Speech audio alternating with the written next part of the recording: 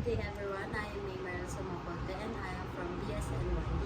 So today we are going to discuss the molecule of life, most common elements shown and their importance and function in human body.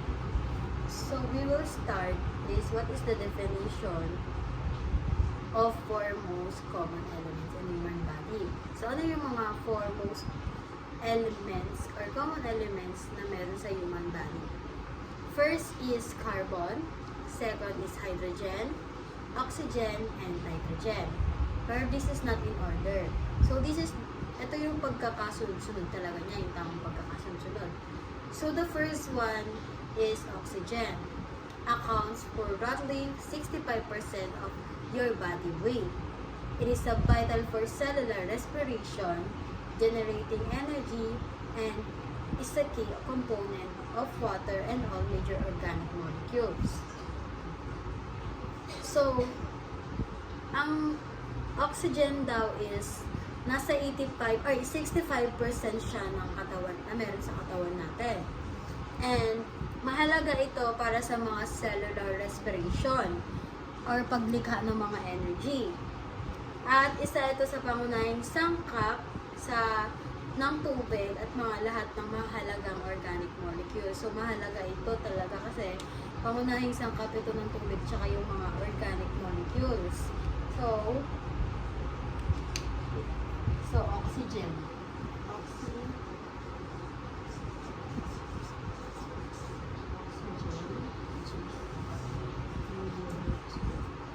So, oxygen. Yan ang number one natin. Contains 65% of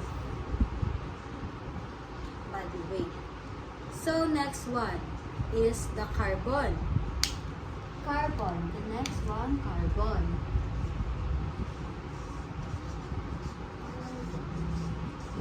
And yeah, makes up about 18% of your body weight. It is unique ability to form up to 4 covalent bonds allow it to create the complex molecular backbones of all organic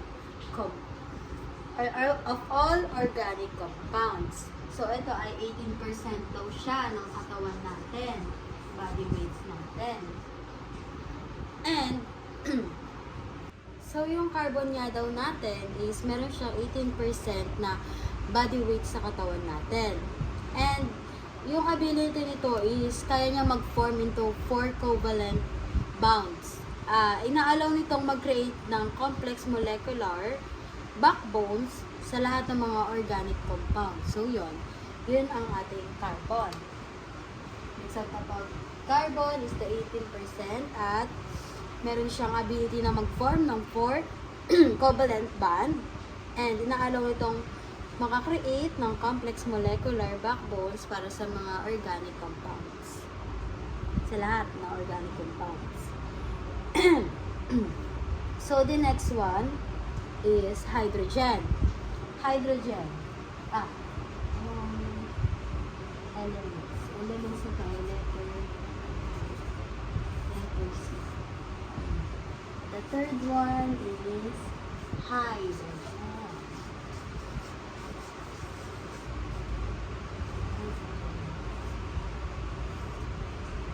Which is H. So, hydrogen represents about 10% of your body weight and the most abundant element in the body. It is a primary component of waters, drives energy production in cells, and help maintain proper acid-base balance. So, yung hydrogen naman natin is nasa 10% siya. 10% na meron sa ating body weight. 10%. At bilang pinakamaraming elements sa katawan, since marami yung elements natin sa katawan, ito ang pangunahing bahagi niya, yung water. Siya yung nagtutulak sa production ng energy. And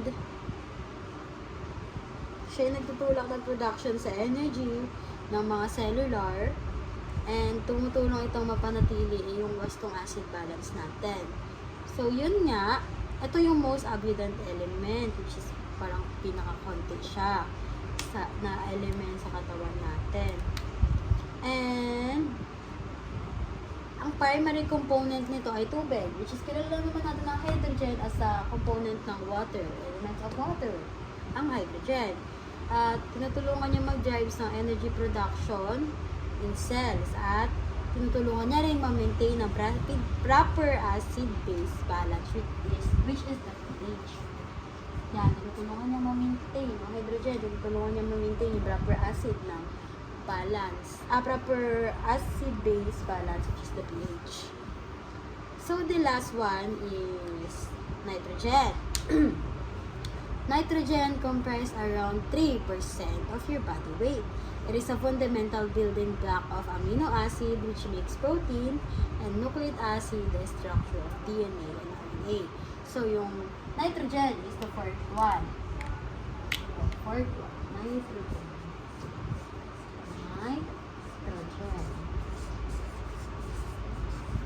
So, ang kinocompose niyang percentage is 3%. And siya ang fundamental building blocks ng amino acid. Siya yung pinaka-fundamental building blocks ng amino acid. At yung amino acid is siya yung gumagawa ng protein, which make up proteins. Siya ang gumagawa ng proteins ng amino acid. And siya rin ay nasa nucleic acid. At yung nucleic acid is the structure of DNA and RNA. So, 3%. This is elemental nitrogen. Okay. So, together, this element, may nakalimutan pa ako. So, itong mga itong component of the body, often abbreviated as CHON. So, itong mga to, tinatawag daw itong CHON. So, mga element of the body, of the most common element in the human body. So, yun tinatawag daw silang CHON, itong mga elements nito. So, pinagsama-sama. And, ang CHON ay nasa 96%. 96% sa iyong total body mass. At pinaform nila yung essential building blocks of life, like protein, carbohydrate, lipids, and nucleic acids. So, yun. Together, this element links to form macromolecule. So, itong mga elements na to ay binubuo nila ang macromolecules.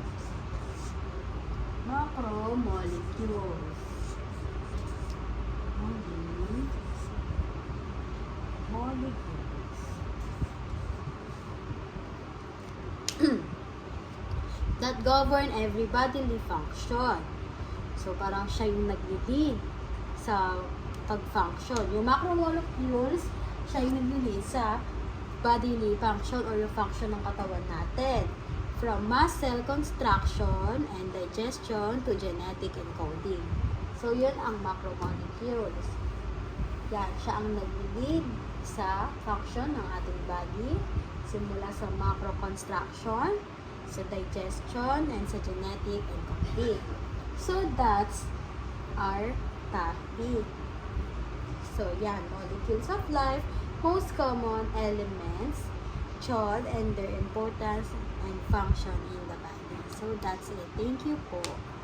Hope you learned something.